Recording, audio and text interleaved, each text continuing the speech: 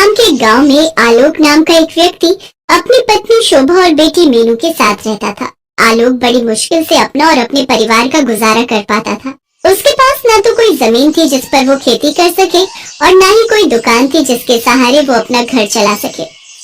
शोभा, अब हमारी मीनू भी धीरे धीरे बड़ी हो रही है और मेरे पास तो कोई जमा पूंजी भी नहीं है। पता नहीं कैसे पढ़ा पाऊंगा उसे। हे भगवान, हमारी मदद कर। गांव में अगर किसी के घर की या खेत की साफ सफाई करनी होती थी तो वो आलोक कर दिया करता था, जिससे उसकी थोड़ी कमाई हो जाती थी। मगर ये रोज का नहीं था, कभी उसे काम मिलता था तो कभी वो बेरोजगार रहता था। क्या करूं शोभा, कोई पक्का काम मिलता ही नहीं जिससे कि अच्छी कमाई हो जाए। आलोक किसी पक्के काम की तलाश में निकल पड़ता है। काम तलाशते तलाशते उसे शाम हो जाती है और वो घर आ जाता है। शोभा, अगर कुछ खाने के लिए बनाया है तो दे दे, मुझे बहुत जोरों की भूख लग रही है।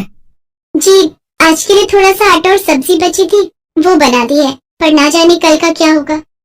ओहो, अब क्या कर सकते हैं, जो है वही ला दे।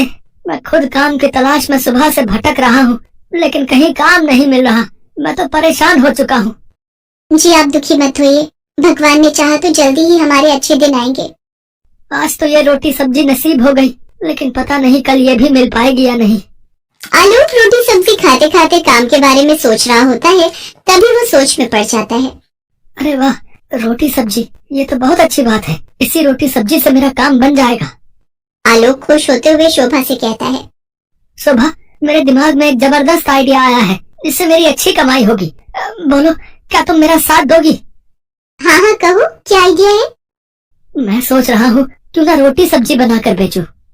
जी, आइडिया तो अच्छा है, पर हम उसे बेचेंगे कहाँ? हमारे पास तो कोई जगह भी नहीं है। हाँ, ये तो मैंने सोचा ही नहीं। खैर, अब कुछ और काम ढूंढता हूँ। अगले दिन आलोक काम की तलाश में निकल जाता है, लेकिन सारा दिन भटकने के बाद भी उसे कोई काम नहीं मिलता और वो निराश होकर एक पेड़ के नीचे आकर बैठ जाता है। तभी एक आदमी उसके पास आता है और उससे कहता है, नमस्कार भाई साहब, मेरा नाम राजीव है और मैं इस गांव में नया आया हूँ। क्या आप भी इस गांव में रहते हैं? जी जी, मैं भी इसी गांव में रहता हूँ और यहीं पास में ही मेरा घर है। अगर आप बुरा न मानो तो मैं एक बात पूछूं? जी कहिए। आप कुछ परेशान दिख रहे हैं, क्या बात है? जी, दरअसल मैं काम की तलाश में हूँ, लेकिन कहीं बात नहीं बन रही। सोचा था कुछ बनाकर बेचूंगा, लेकिन उसके लिए जगह नहीं है मेरे पास। जगह नहीं है मतलब मेरा घर बहुत ही छोटा है और मेरे पास इतने पैसे नहीं है कि मैं नई जगह खरीद सकूं। ओहो, तो ये बात है। वैसे मैं आपकी मदद कर सकता हूँ। मेरे पास इस गांव में बहुत सारी जमीन है। अगर आप चाहें तो उस जगह का इस्तेमाल कर सकते हैं। क्या सच में? और जब आपकी कमाई अच्छी होने लगे तो उसमें से कुछ पैसे आप मुझे भी दे दीजिएगा। जी, आपका बहुत बहुत शुक्रिया। राजीव आलोक को अपनी जमीन दिखा देता है, जिसके बाद आलोक वहाँ पर अपना रोटी सब्जी बेचने का काम शुरू कर देता है। साथ ही शोभा भी आलोक की मदद के लिए आ जाया करती थी। आलोक की रोटी बिजनेस का काम बहुत अच्छे से चलने लग जाता है। सभी को उसकी रोटी सब्जी बहुत पसंद आती है। उसकी दुकान पर ग्राहकों की भीड़ लग जाया करती है। आलोक अच्छी कमाई करने लग जाता है। उस कमाई से वो धीरे धीरे अपना सारा कर्ज उतार देता है। फिर एक दिन वो राजीव के घर जाता है। अरे आलोक भाई, आओ आओ, क्या हाल है आपके? आज मेरे यहाँ कैसे आना हुआ? जी मैं बिल्कुल ठीक हूँ। ये रहे आपके पैसे। बुरे वक्त में आपने मेरा साथ दिया, उसके लिए आपका बहुत बहुत धन्यवाद। इसके बाद आलोक हर महीने राजीव को पैसे देने लगता है।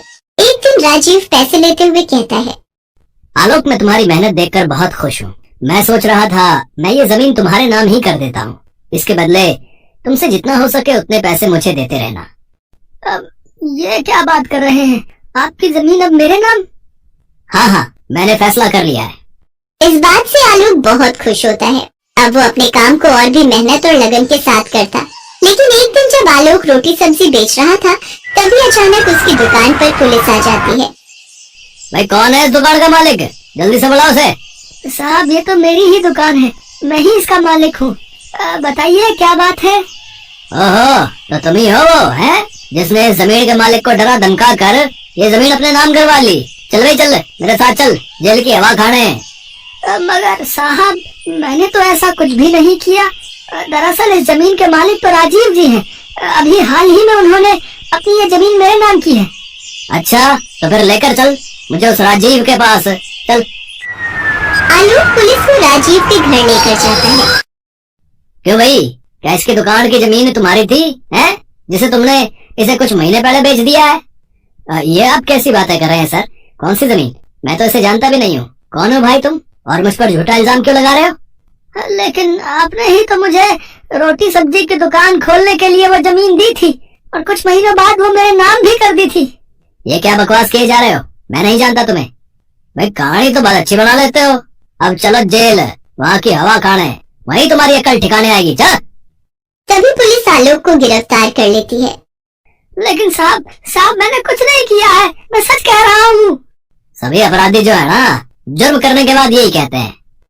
साहब क्या जाने से पहले एक बार मैं अपनी बीवी बच्चों से मिल सकता हूँ साहब। ठीक है, लेकिन सिर्फ 10 मिनट के लिए, समझे? तभी पुलिस की गाड़ी आलोक के घर के बाहर आकर रुकती है। अंदर जाकर आलोक अपनी पत्नी को सारी बात बताता है। ये तो बहुत बुरा किया उन्होंने हमारे साथ, अब हम आपके बिना क्या करेंगे? शोभा, जब तक मैं वापस नहीं आ जाता तुम्हें ही ये घर संभालना होगा। और हाँ, अपना और मीनू का ध्यान रखना।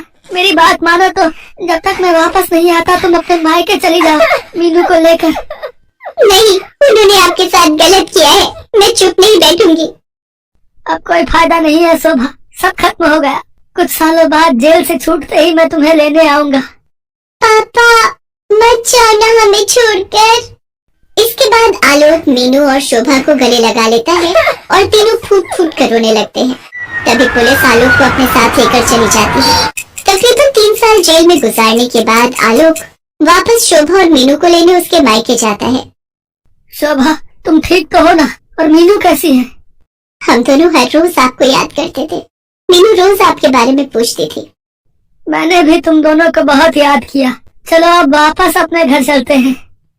इसके बाद आलोक दोनों को लेकर घर आ जाता है। घर आकर वो शोभा से कहता है, शोभा तुम खाना बनाओ, तब तक मैं आता हूँ। लेकिन आप कहाँ जा रहे हैं? उस राजीव से पूछने की उसने आखिर मेरे साथ ऐसा क्यों किया। इसके बाद आलोक राजीव के घर जाता है, लेकिन उसके घर पर तो ताला लगा हुआ था।